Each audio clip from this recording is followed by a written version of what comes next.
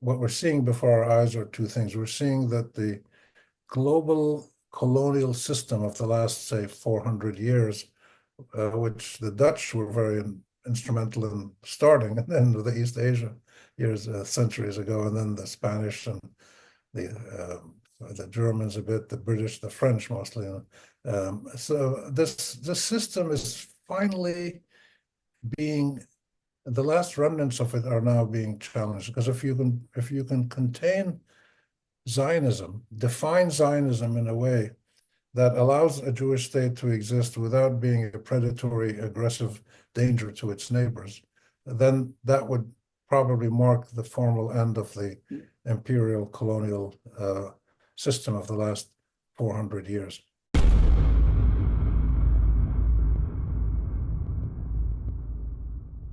Welcome, everybody. We're very happy here to have Rami Khouri. We would like to, actually, our normal practice is to invite our guests to give a brief introduction. I noticed your CV is so long, it would be near impossible to add everything in a short intro. But do you want to just mention the things that you would want our viewers to be aware of? Well, yes, I've been a journalist. I'm Palestinian, Jordanian, American. Really, Palestinian is my main identity, but I've been a journalist for 55 years, all of it in the Middle East. But I work in English, and because my education was all English, and I've been in every kind of journalism. I've edited newspapers, TV, radio, and writing, and I was a correspondent. I wrote for the Washington Post, the Boston Globe, Financial Times. I edited 2 newspapers in Jordan and Lebanon. And then I slowly moved into academia about 20 years ago at the American University of Beirut. I established a think tank, the Issam Fares Institute, which is flourishing now. And I continued to do journalism at AUB, and then I continue to do it now. So I've finished my employment at AUB.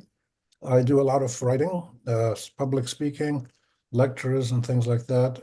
I do some training and focusing heavily on Middle East, Western relations, but also now on Gaza, obviously. And I have many other links with people, universities. I've been visiting fellow at many places, and I still lecture a lot at universities. So I've had a good life. I can't complain. And I still try to share my thoughts and try to clarify for audiences who are interested a lot of issues related to the Middle East that are usually not well reported by the international media, unfortunately. Mm. Thank you very much. I hope we'll have time for me to ask you a journalism-related question at the end there. But Kareem, do you want to start off with the biggest question I suppose we have? Yeah, sure. We'll start off very broad. So we're now in almost a year into the genocide in Palestine, which is a very, I must honestly admit, a very, very traumatic time. And I was wondering, I saw an interview with you very recently where you said that we are in a major anti-colonial battle. Is that a major anti-colonial battle is taking place in Palestine, and a lot of people would think would be surprised. They would think, "Oh, that's an issue between Israelis and Palestinians, and that there's an age-old kind of conflict." But I think you have a very good point. And would you maybe could you maybe expand on what you meant by that? Sure. What I said more precisely was that this is the last anti-colonial battle in the world. There are a lot of colonized places here and there, but this is the last major anti-colonial battle. The Palestinians are battling for their rights. They're battling the Israelis and the global colonial powers who have helped them become what they are today, which is the longest lasting settler colonial white European racist project in the world that started in the late 19th century and is going on in the 21st century. The Israelis are still expelling Palestinians and killing them, ethnically cleansing them, and establishing Jewish settlements. So it's the last active major settler colonial project, and it is one that only has been able to achieve what it has through the direct, sustained political and military and media support of the major Western, what I just call the imperial powers. So it was the British who helped get the process started in 1917 with the Balfour Declaration that England promised to, the British promised to help the Jews set up a national home in Palestine at a time when Palestine was 93% Arab-owned and inhabited, including my family in Nazareth. And the idea that you establish a Jewish home, the Jews were a small minority, always had been in Palestine, indigenous, but the area was predominantly Arab, and to promise a Jewish home or a state in that land was a preposterous colonial project. But that's what colonialism did. It trampled on the rights and the existence of the locals, the natives, and it did what it wanted to do for the colonial powers. In this case, the benefit that Great Britain saw was for its own imperial interests in the Middle East and on the route to the Far East.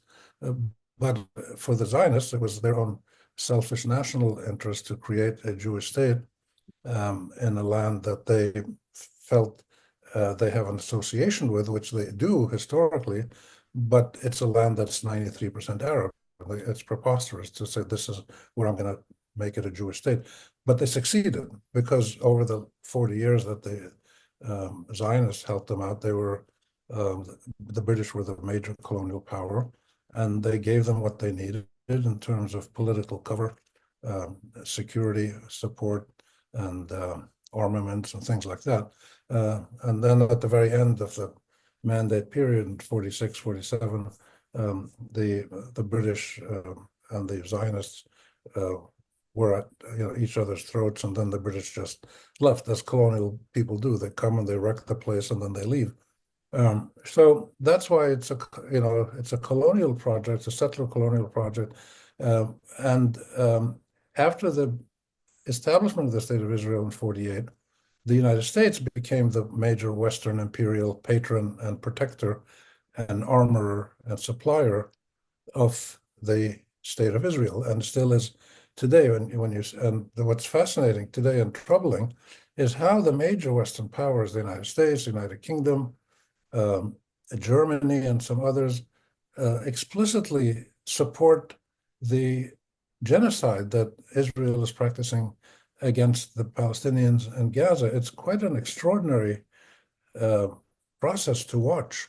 Genocides are usually terrible things that happen outside beyond the view of the rest of the world, and then the world discovers it and says, "Oh, what a terrible thing."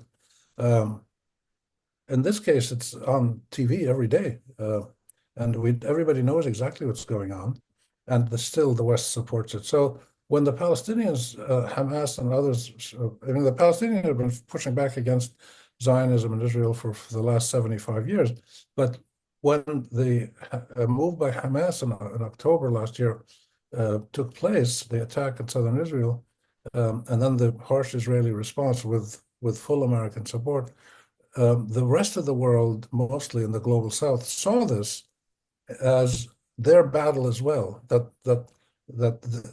people around the world understood exactly what was happening to the Palestinians and how the Palestinians felt to be degraded and subjugated and oppressed, killed and treated like animals by more powerful Western countries. And Israel is a Western country, and the U.S. and the others supporting it. So the most of the world saw this as a chance for them to be involved in an anti-colonial struggle that maybe they didn't have a chance to do when they were colonized. And progressive people in the West, in the US and Europe, including progressive Jews, also realized that what was going on was a terrible moral and political crime, and pushed back against it. But the nature of colonialism is that it does what it does because the power has power. The United States, Great Britain back then, Israel today, they have a lot of power, military power. And in some cases, they have other kinds of power, economic or moral or whatever. But they overuse that power, and they totally disregard the rights of the indigenous people, and therefore a colonial situation comes about. But eventually, the indigenous people fight back, and they did that in South Africa, they did it in Algeria, they did it all over the world, and this is the last serious anti-colonial battle. The reason for the ferocity on both sides is precisely because it is the last anti-colonial battle. The colonial powers are terrified that they're going to lose their ability to do what they've always done, which is to push people around, to conquer them, to strip them of their resources, to treat them like animals. And they don't want to lose that power. So they're fighting for their survival, as they say, and not the survival of their state, but the survival of their imperial power. And the Palestinians are fighting for their liberation and their human dignity and their rights. So we don't know how this is going to play itself out, but it's one of the most, it's certainly the most dramatic process that I've witnessed in my 75 years of life.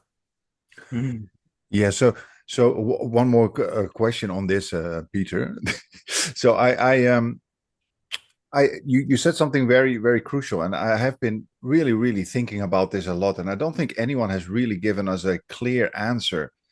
So you talk about this total support coming from the West, or at least most Western countries, for Israel's actions in Palestine, and it's just, for me, it's extremely shocking. Okay, this has been going on for 12 months. For example, my country, the Netherlands, is just full support for the Israeli genocide. Where does this come from? This absolute support by almost any European country. Would you say, okay, this is a kind of racial affinity that you see among colonial powers? Is it purely strategic? It's puzzling to me that it's so blatant, and that there's hardly any European power, or at least the ruling classes, that say, "Hey guys, wait a minute, this can't go on. Stop this." What is this? Why is that? Yeah, there are a few of the Spaniards, I think the Norwegians, and a couple of other ones, but the reasons are not clear, and all of us have been struggling with this. I would mention a couple of dynamics that make sense to me. One of it is the still enormous guilt about how the West allowed the Jews to be slaughtered in Europe by the Nazis. And it's not just the guilt that the West didn't intervene early enough. It's also the guilt that many people in the West, including Great Britain and the United States, passed laws to prevent Jews from migrating to the US. It was extraordinary because these are racist, anti-Semitic countries by and large, or at least ruling elites, let's call it the powers, whom not all of the people in those countries are like that. So there's enormous guilt. Second of all, there's enormous fear by politicians in the West, especially in the United States, who shake in their boots if they feel that they do something that opposes Israel, and the Israeli government will publicly accuse them of being anti-Semites. This is a death knell for any Western major politician, especially in the United States. And therefore, most of the politicians will do whatever Israel wants, which is exactly what they've done over the years, and many of them continue to do. But this is breaking down a little bit. I think those are two powerful reasons. Some people are obsessed with the biblical link to Israel, which is mostly mythological, of course, but still it's politically operative. People see it as a land that that God promised, and therefore, but that was really important at the beginning of the process of the Zionist movement and creating the state. The British and the Americans, particularly the British, the Christian fundamentalist forces in the countries, even before the Zionists asked for a Jewish state, you had people in Great Britain, Christian fundamentalists, saying that the best thing is to have a state for the Jewish people. in Palestine. And then later on, the Zionists came in and asked for it. There's great work that's been done by Ilan Pappé, the Israeli historian. He's at Exeter, I think, and he's just finished a monumental 450-page book, which I'm now halfway through reading slowly, but it's just a tremendous book. And it traces the history of Zionist and Israeli lobbying in Great Britain and in the United States, the two powers that were crucial for the success of the Zionist project and the state of Israel. And it's no accident that it's Germany, Great Britain, and the United States that are the most vehement and vicious in their support, to the point where they pass laws to criminalize any expression of sympathy for Palestinians. They punish people for calling for a ceasefire in Gaza. It's just beyond normal comprehension.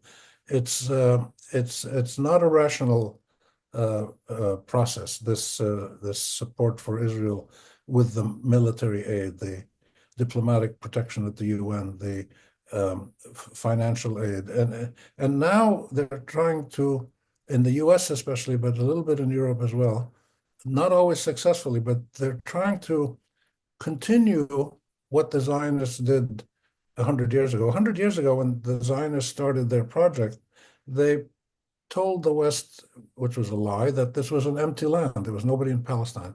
Their slogan, a land without a people for a people without a land. Of course, it was a lie. Ben-Gurion made up that phrase, and this is in Ilan Pappé's book, too. It's documented. So the Zionists started by making the Palestinians invisible, that they didn't exist. You couldn't see them. And therefore, the gullible people in the West bought this, and off they went. Now, the same Western powers are trying to not to make the Palestinians invisible, because they're not. They've shown that they're very visible and very active. They're trying to make them criminals. They're trying to criminalize the Palestinian people and anybody who supports them. Any advocate for Palestinian rights is being criminalized. But with laws now being passed in Congress in the United States, they may or may not pass, but some of them will, to make it a crime to do things that can be seen as supporting the Palestinian call for statehood, self-determination. It's quite extraordinary. So what's happening is that the effort to criminalize Palestinian rights and the advocacy for those rights is starting to eat away at the constitutional guarantees of freedom of expression, freedom of press, equality of the law, due process of law. They're eating away at the foundations of Western democratic pluralism and constitutionalism simply to satisfy the state of Israel. Many Americans are not happy with this and are pushing back very seriously to try to stop it. But there's a great battle. So the big battle is not on the battlefield anymore. The great battle is in Western legal system, constitutional system, political processes, and structures of society like universities, public libraries, the media. Now, this is a battle that for the first time ever, since the war between Zionism and Palestinian Arabism started 100 years ago, for the first time ever, there are two people fighting this battle out against each other. The Palestinians and their many supporters in the West have become organized, have shown proficiency in many areas. There's dozens of institutions, Palestinian as well as non-Palestinian, that work in the field of law, for instance. They take anybody to court who tries to make them invisible, who tries to criminalize being a Palestinian. If they fire a professor from a university, immediately there's a court case. This never happened before. The Palestinians never had the capacity to engage the Zionists in the public sphere, in politics, in media, or in law. Now they do.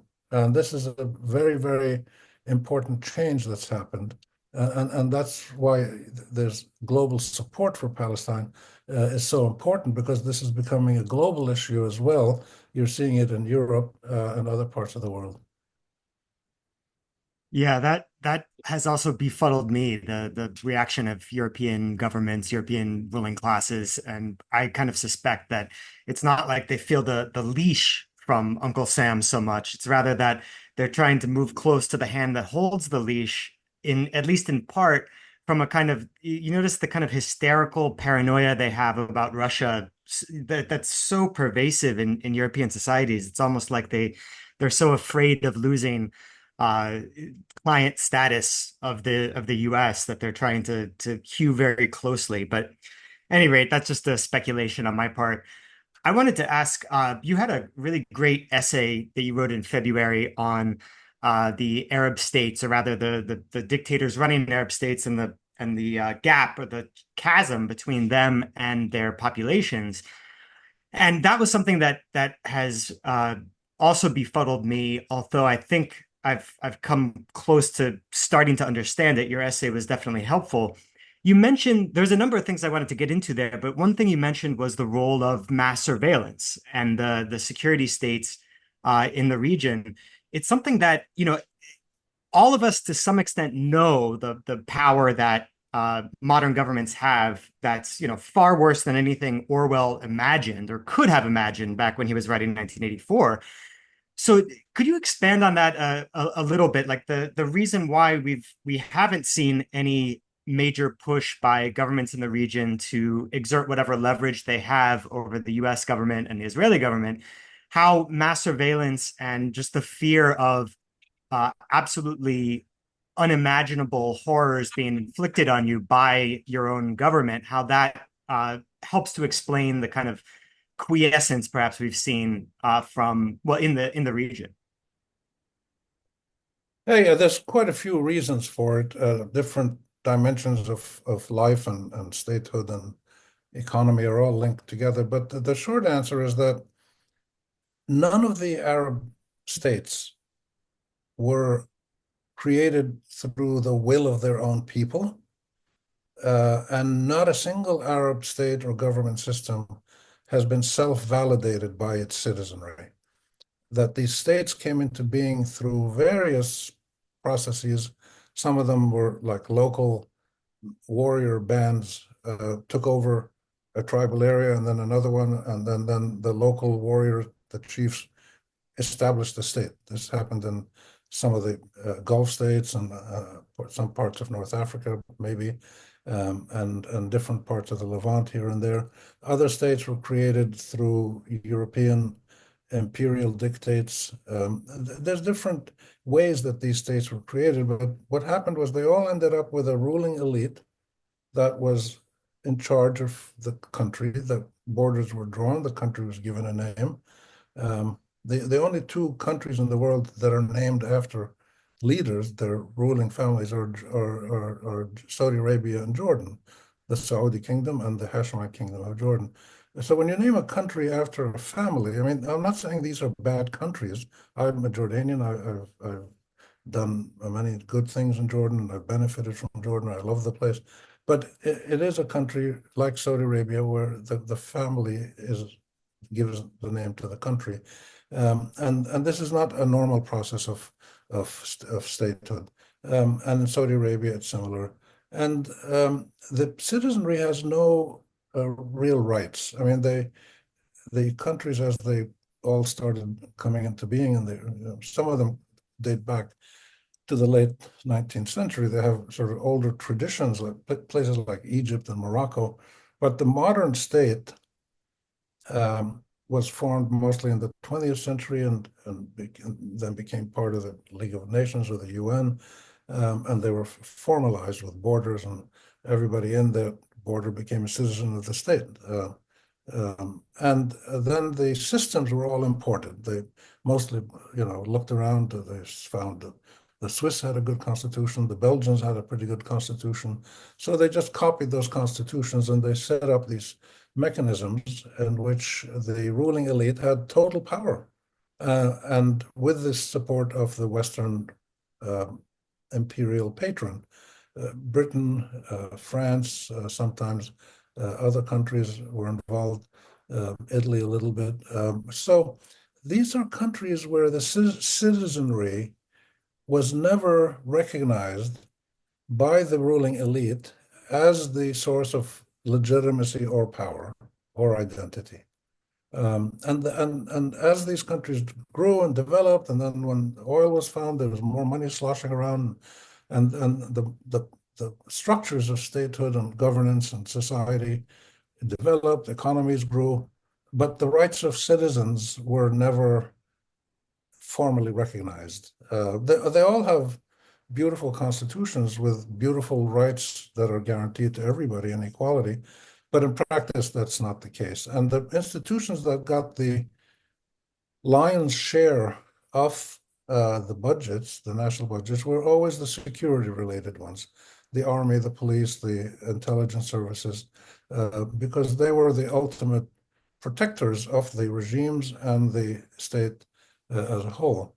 Of course, what happened, unfortunately, throughout the last 75, 100 years is that most of the military systems that got most of the budgets of these countries proved not able to really protect the countries, either internally or internationally.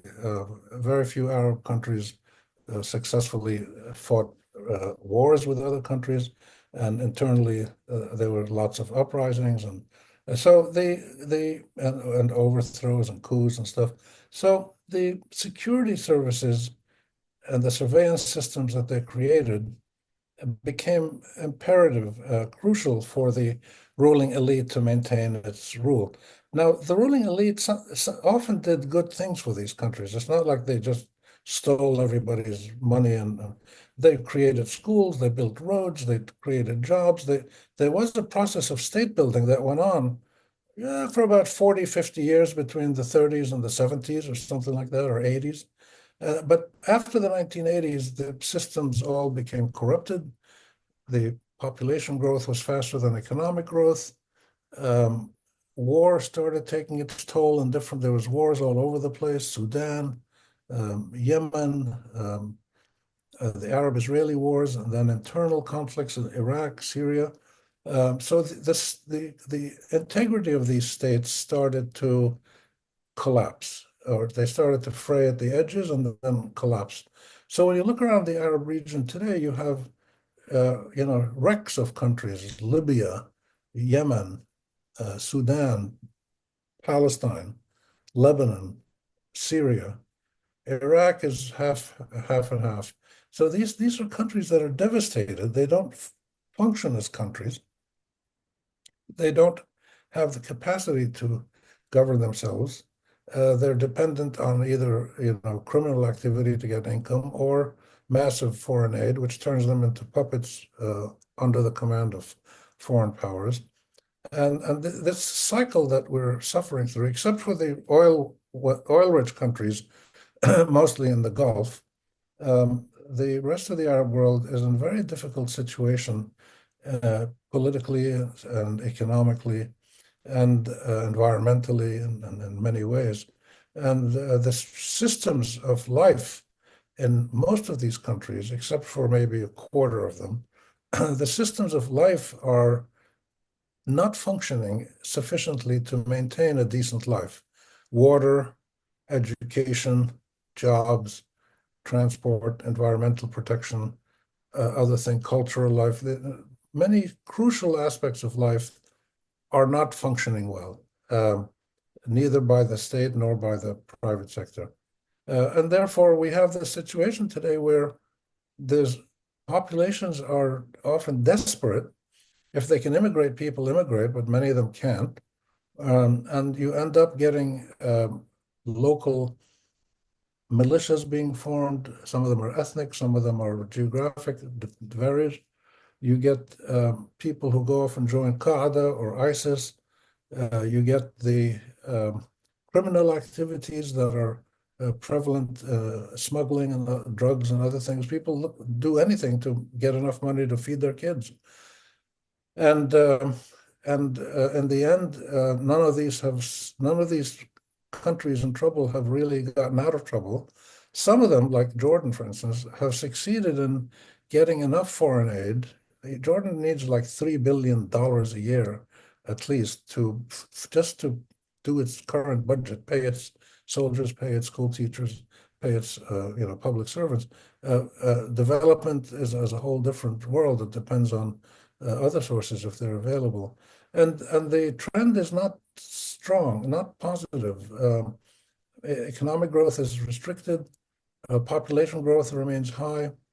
The Arab population in 1930 was around 60 million, 60 million. Today, it's around 470 million. And the water sources are pretty much the same. Agricultural potential is pretty much the same. But the quality of life in this growing population has stagnated and then started to deteriorate. And we have situations across the region where, on average, about 45 to 50% of high school students don't really know how to read and write.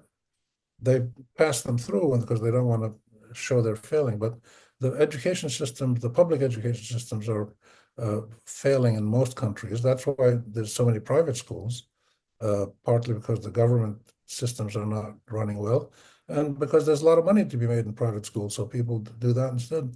So I say all this to provide the context in which a restive, almost desperate population, not everybody in these countries is in that situation. I don't want to give the wrong impression, but I would say around 60 to 70% of Arab populations. This is backed up by statistics from the UN and other places. Something like 65, 70% of families don't have enough money to meet their basic needs every month. They have to borrow it. They have to figure out where to get it. They go to get free donations from somebody. They do something, from cousins, from friends, from neighbors. So about maybe 2/3 of the population in the Arab world is living in desperate times. And some of them, of course, translate that into political effervescence and agitation, and they start going on strike, and they start doing uprisings. And between 2010 and 2020, we had the most amazing decade of Arab uprisings all across the region, and almost every single country, with only a few countries had no expression of, and these were the small oil-rich countries in the Gulf. Almost every country had major uprisings, and some governments were overthrown and leaders were changed. And still, they couldn't bring about what they want. So we do not have, still today, after this decade of uprisings, we don't have a democratically run Arab government system. And it's because the power elite remains so powerful that it put down the uprisings, and much of this was done through brute force, but much of it was also done through a new tactic that the autocratic regimes have learned, which is just ignore the people. Let them go march in the street. Let them march. I mean, this during COVID, this happened too. Let them march. After 2-3 weeks of marching, they're going to have to go back to work. They need to find some income. They need to whatever. And so partly by ignoring their own people, partly by subduing them with some force, and maybe buying them off here and there a little bit, but not very successfully, the uprisings didn't work. And so there's a time bomb inside the Arab world of degraded, discontented, almost dehumanized citizens who make up a majority of these countries, who don't know what to do. If they have a chance to emigrate, they go. First moment they can go, they go, legally or illegally. They take the risk illegally of going to countries. So all of this depends on strong police controls and surveillance, and with electronic surveillance now more sophisticated, including systems that people buy from Israel indirectly. There's more and more surveillance, and therefore any kind of activism or agitation against the ruling system is caught early and nipped in the bud. And this just increases the tension in these countries. So you don't notice this, if you come as a tourist, if you go to Amman, you go to Damascus, you go to Kuwait, you go to Egypt, to Cairo, you won't notice this so much. You'll see some people are better off than others. most visitors who come to the Arab world don't go to the poor, lower income regions of the capital, and certainly don't go to the poor rural areas that are pretty neglected. And therefore, this is not a problem or a pressure tendency that is out in the open for people to see easily. You can see environmental degradation more easily. You can see, trees that have withered and died, and other dried up former plantations because of lack of water. But human degradation is more difficult to spot with your eye, unless you go to the areas where people are degraded, and then you'll see it, you'll notice it. But even then, it's kind of difficult for foreigners to spot this, because local people are embarrassed to tell foreigners, "Oh, look, I'm being treated like a person with no rights, or like an animal by my own political system." And it's not just the government, it's the economic system as well. Sometimes it's cultural, tribal elites who maintain their hold on power. There's different kinds of power that come together in the national elites, and that's where the role of surveillance is so strong. That's why you see the media in all of these countries is a joke. It's just they parrot whatever the great leader says, and they put it in the newspapers, and that's why social media has become so huge in the Arab world. And the governments are finding it difficult to control social media. They do all have laws that make it a crime to use social media to criticize the government or to agitate for its change. And they catch people and put them in jail for a tweet. So people are very, very careful about what they do. But it's not a happy situation. There's a lot of stress in the region, and people just don't know what to do about it. And it gets worse and worse with every new war. So with Gaza now, and maybe Lebanon is on the verge of another battle, we don't know. Sudan is a mess. So these are tensions that are going to only get worse with time, unless some radical process is undertaken to address the root cause, which is citizens without rights, and governments without limits on how they exercise their power. And this wasn't always the case. This is not part of our tradition. Historically, the Arab world was not democratic, but it had governance systems. Some were religious, some were tribal, some were civil society type, or secular, but they all had systems that functioned reasonably well. I mean, this was a poor area generally. It was a neglected part of the world. But you had citizens who, if they had a complaint, they could go talk to somebody, and something would usually be done about it. And populations were small. The pressures weren't as great as they are now. But today, what happened between 1920 and 2020 is that citizens have been turned essentially into consumers, that you can consume as much as you want. And buy and sell land and houses and cars and food and clothes. They want people to consume, because a lot of people make money from the consumer culture. But their people are not allowed to participate politically and express their views seriously. There's always a little bit of leeway that people get in the parliaments. We have parliaments in the Arab world, but these are parliaments without power. They're parliaments that are like for show, really. And people complain, they criticize the government, but nothing happens. And people are fed up with that, but they just don't know what to do about it. And people are not stupid. They don't want to go out and start doing public things and get arrested or put in jail for life or worse. So it's a very difficult time for many, many Arab societies. At the same time, there's great dynamism in this region. There are people in the private sector and civil society, even pockets in government where people are innovative and they use technology well. So it's not like everything is bad in the Arab world, but the fundamental political economy of the region, apart from the oil states, which have a different political economy, the fundamental political economy of most of the region is out of balance, out of kilter. So for the ordinary. how would, if I may jump in for a moment, how would you place the resistance axis in all of this? I mean, would that maybe, if you think about, for example, Hezbollah, or you think about Ansar Allah, would that maybe actually be a future solution to the dire situation that people are in because of these governments? Because it seems that these governments do not have a grip on such movements that seem to me like almost a natural adaptation to that kind of hyper controlled situation that many Arab countries are in.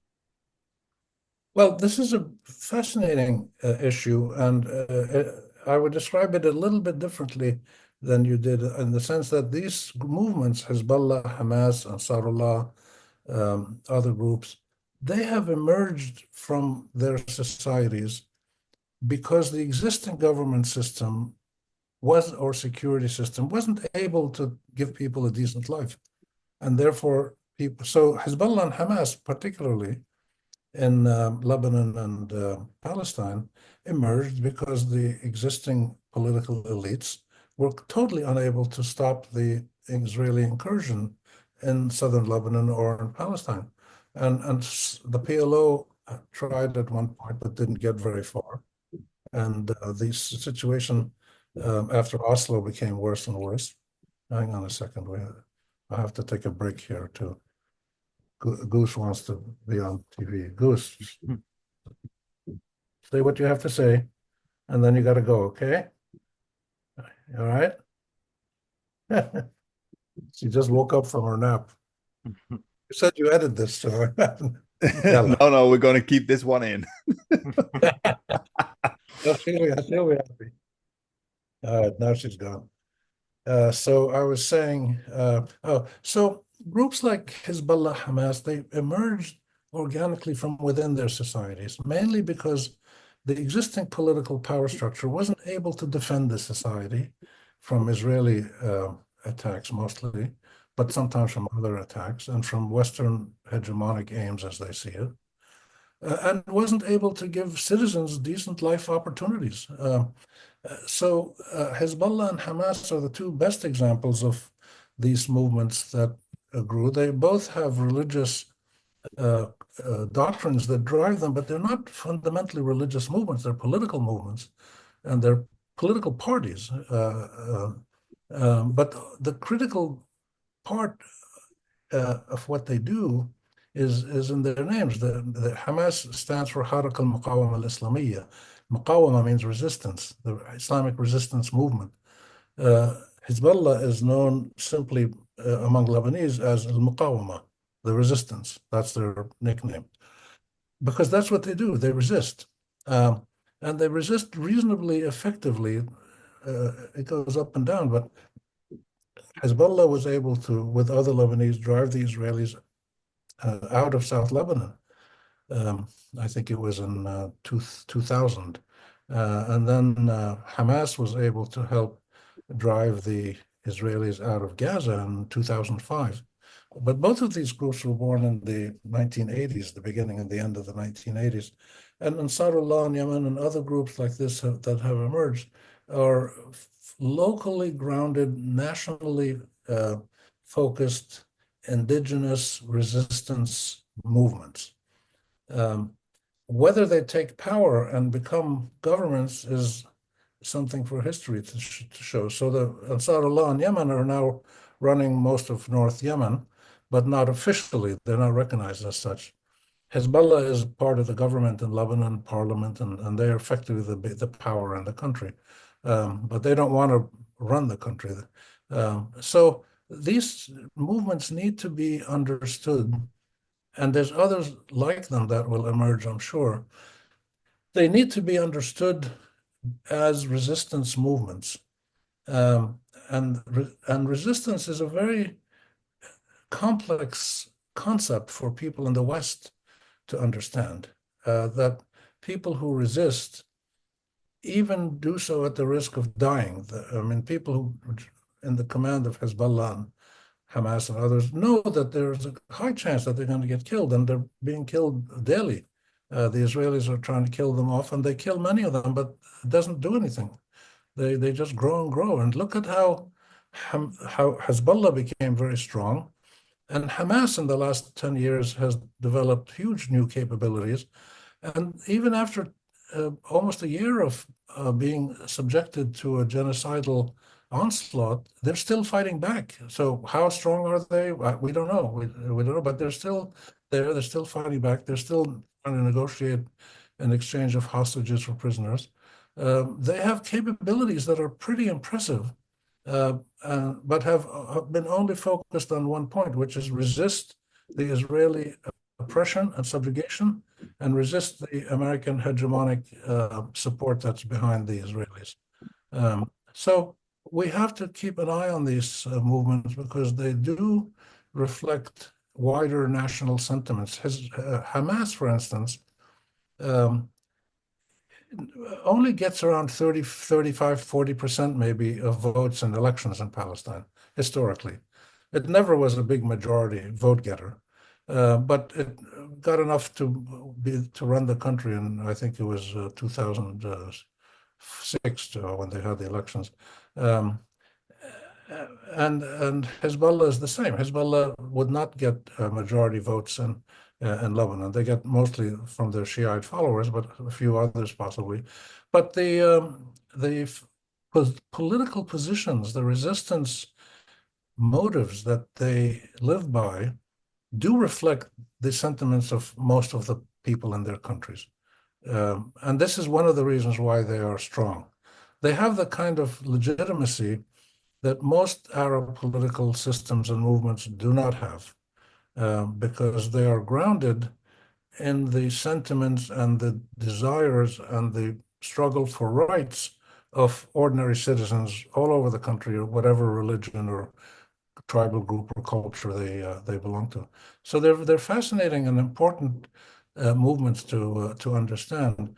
Their problem is that they will always be weaker than the combined power of Israel and the United States.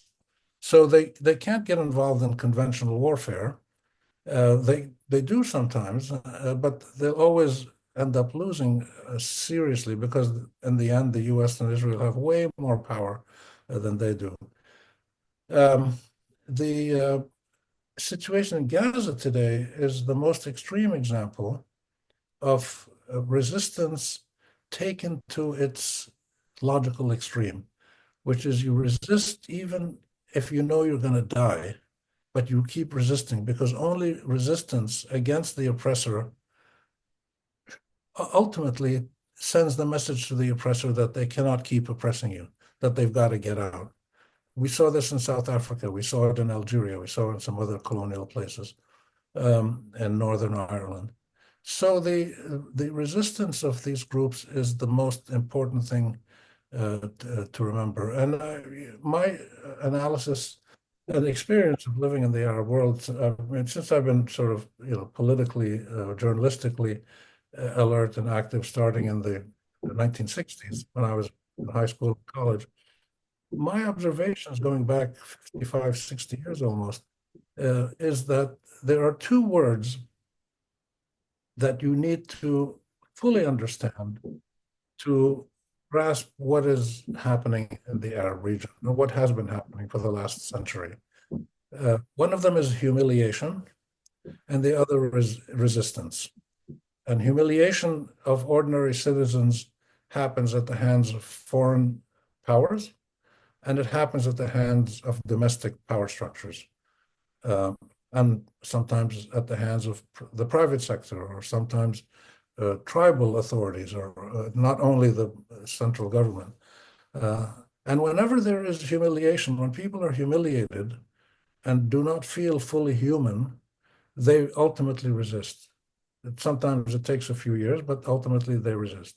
And some of them resist politically, some of them economically, with boycotts. I mean, the blacks in the United States in the 1950s had economic boycotts in Birmingham and other places. Those were very effective. The boycotts of South Africa were very effective. Sometimes they resist militarily.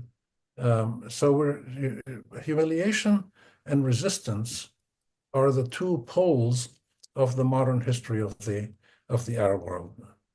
And the ordinary people of the region heavily support the Palestinians because they see the Palestinians are the last active resistance movement against local powers, the Israelis, and against their foreign imperial patrons.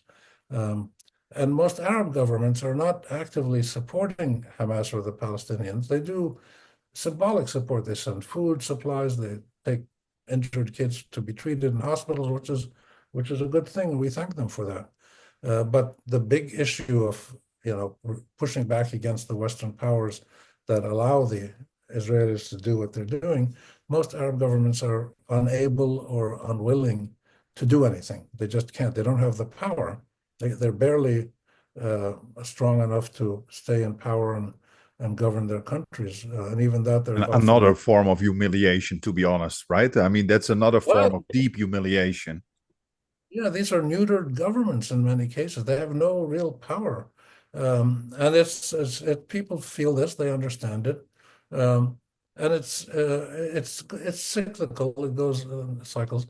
And another thing that's fascinating is that most national uprisings in the modern history of the Arab world from the 19th and 20th centuries, most of them have had a religious Islamic component, which is interesting, in different countries.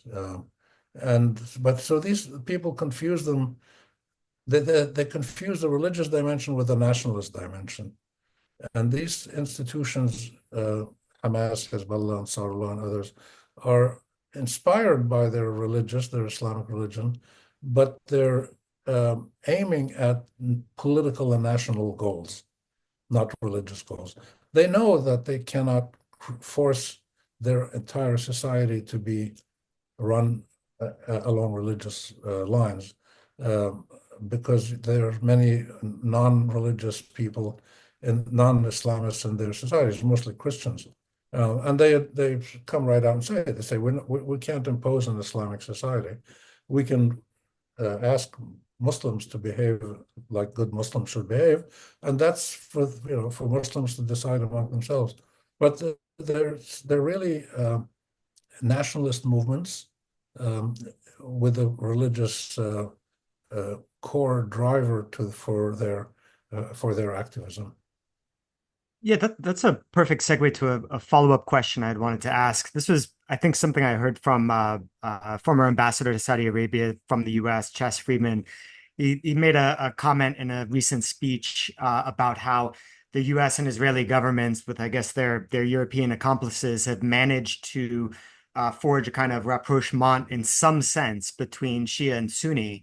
And I'm wondering what you think about that, if that's just a kind of superficial, who are the groups fighting against the genocide? We'll support them, but it really doesn't go any deeper than that? Or do you think that there might be a lasting effect? I don't think that being Sunni and being Shia is the defining force behind the actions of these movements. It is the dominant religion of these groups, but they're not doing what they're doing because they're Sunni or because they're Shia.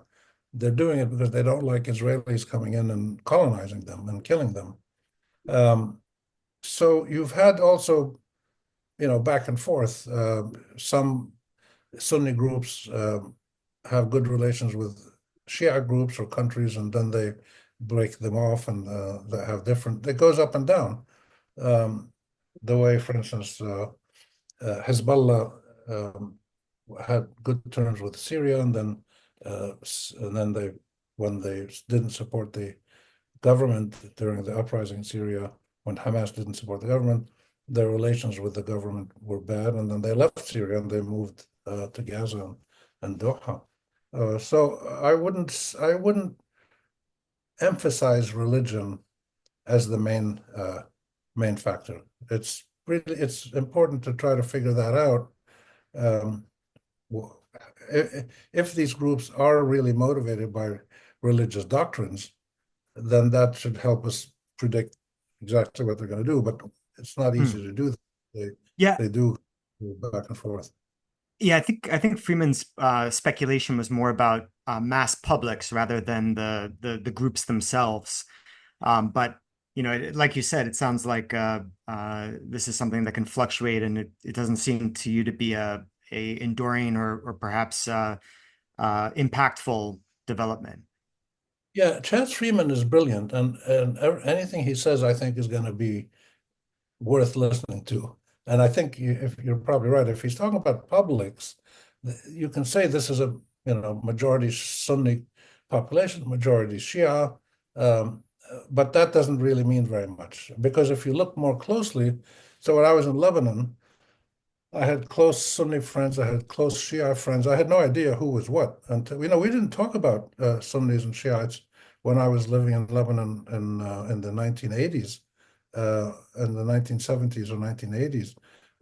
It just wasn't an issue. It wasn't talked about. Partly because the Shiites back then had very little power. But in most of the Arab world, you often don't know the religion of your neighbor unless you get to know them personally. So I think the actions of entire populations are really driven again by nationalist sentiments or mass sentiments of humiliation and suffering and deprivation. In which case, the religion, I think, is probably incidental to their political activism. But these are dynamics that are ongoing, and they'll change, and people will do whatever they need to do to stay alive and feed their kids and give their kids a better future. I mean, that's pretty obvious. And religion can sometimes be a productive, helpful factor, and in some cases it might be a hindrance. It changes. It's very different. And also, people who are of different religions act in very different ways. So, when you look at Shiites or Sunnis in different parts of, say, Jordan or Syria or Lebanon, people of the same religion act in very, very different ways. Some of them are just Shiite in name, but they're very secular. They do things that they do in California, and so the Arab region is changing in that sense. It's evolving under the impact of globalization and travel and whatever. So I think religion is going to become less important, except as a refuge of last resort. If you have no chance to get a better life, your kids are starving, you're going to probably turn to religion. In the end, God is the last resort option. And then even when that happens, you don't know how that's going to be operationalized. Martin Luther King led a religious movement. Gandhi, in a way, led a religious movement of some sort. The people in different countries who led resistance movements or movements of civil rights and change often came from religious backgrounds, but they attracted people who were not necessarily religious. So I'm a little dubious of the putting too much emphasis on religion. Yeah. So I see that we are at 1 hour now. Would you have time for one more question, Rami? Okay. So I wanted to ask you one more question, and that is something that has been playing on our mind for quite a while. And let me start with a quote, not exactly, but a quote from the journalist Pepe Escobar, who actually said that we cannot dream of a multipolar world if nobody can stop a genocide. And I found that one very, very telling. And also I really, really kind of agree with those words. And you also said in the beginning, you see a schism, that is that the West is pro genocide, and the global South is pretty much pro resistance. And even though that is the case, I as somebody who lives here in China, and I'm very happy also being in China at this moment, to be very honest. I have a deep feeling of disappointment boiling inside of me for already quite a while. Where are the other major powers to do anything against this little country, Israel, that is currently massacring innocent people. If people are so against this, you see it at the UN. China has great words at the UN. I must admit, I'm happy that they do it. Even Russia now is becoming increasingly critical. But where are they? Why are they not sending ships? Why are they not cutting completely diplomatic ties? And I'm not talking about military ships. For example, help ships, hospital ships. You can do anything to the coast and say to Israel, whatever, as China, we are sending help ships. And I mean, I don't think Israel would dare shooting on those Chinese ships. So I'm just brainstorming here. I feel that there is a disappointing lack of response from the major powers around the world that are not Western. What is your assessment of this, Rami? I agree fully, but I'm not sure why that is. It's possibly just a simple human explanation that people have enough problems and challenges in their own countries to be asked to take on responsibility for some other country that's getting beaten up and subjected to a genocide. I mean, it could be just simply, I mean, I feel this all the time in my own life. I read stuff about Sudan, I read stuff about Burma, I read stuff about, terrible things happening around the world. And I don't have the time or the bandwidth emotionally or intellectually or physically to handle to be involved in even just as a individual to maybe make a donation, or even if I just want to make a donation, there's so many other more pressing things in my life. And I think this is one of the explanations and people understand that the Israelis will wreck you and anything you try to do if they don't like what you're doing. And so people are hesitant to challenge the Israelis in any serious way. A few countries have started to do it. So Norway, for instance, now has. So that's why Norway now they're not allowing any Norwegian officials into Israel.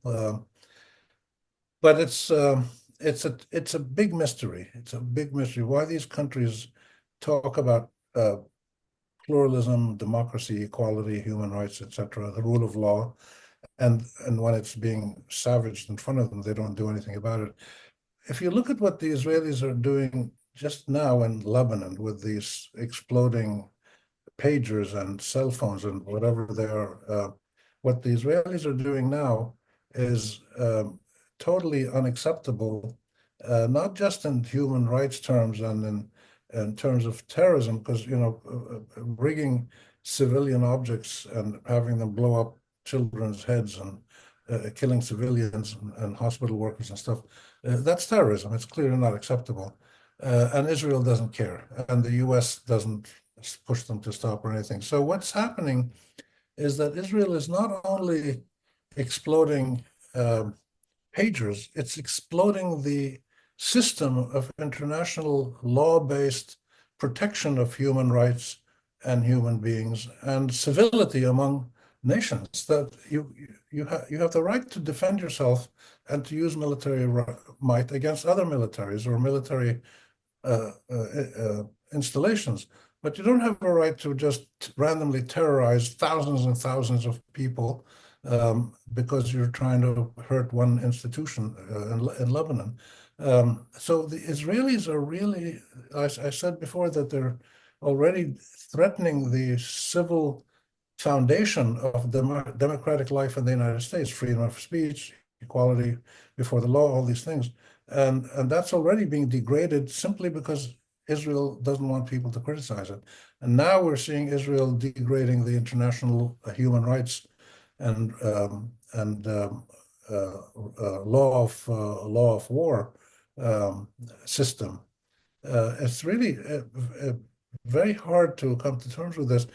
It may still be this, that the guilt over what happened in the Holocaust is so intense and so widespread that it's manifesting itself in this way, that maybe some countries are saying we should have done something to protect the Jews in Europe before we knew about them or something. I find it hard to believe that that's the case, because if it was guilt, I don't think you would so blatantly accept the complete destructions of human rights of other human beings. I feel that that is often used by our political classes as a last resort to just justify the horrible behaviors that they are supporting. And in the case of Russia or Brazil or China, I don't think that even plays a role. Maybe Russia, but China. Yeah, I'm just thinking aloud. I don't know. We have to try to figure this one out. Why are these countries being so docile? What we'll just have to keep trying to do the right thing and get a ceasefire and try to figure out, how do we get a permanent coexistence peace agreement between Palestinians and Israelis. It can be done, I'm sure. It's not going to be done in the next year or two, but it can be done because these are man-made, human-made disputes. They're not acts of God or acts of nature, and they can be resolved by human beings, like South Africa, Northern Ireland, other conflicts were resolved. But I think what we're noticing now, what we're seeing before our eyes are two things. We're seeing that the global colonial system of the last, say, 400 years, which the Dutch were very instrumental in starting, and then the East Asia years, centuries ago, and then the Spanish and the Germans a bit, the British, the French mostly. So this system is finally being, the last remnants of it are now being challenged, because if you can contain Zionism, define Zionism in a way that allows a Jewish state to exist without being a predatory, aggressive danger to its neighbors, then that would probably mark the formal end of the imperial colonial system of the last 400 years. But this is all speculation. We just have to keep working. Well, I think that's quite well said and a good place to end this off. It really struck me when you mentioned humiliation and resistance, because those two words could also be used to describe the kind of driving forces in this part of the world, in China and much of Asia as well.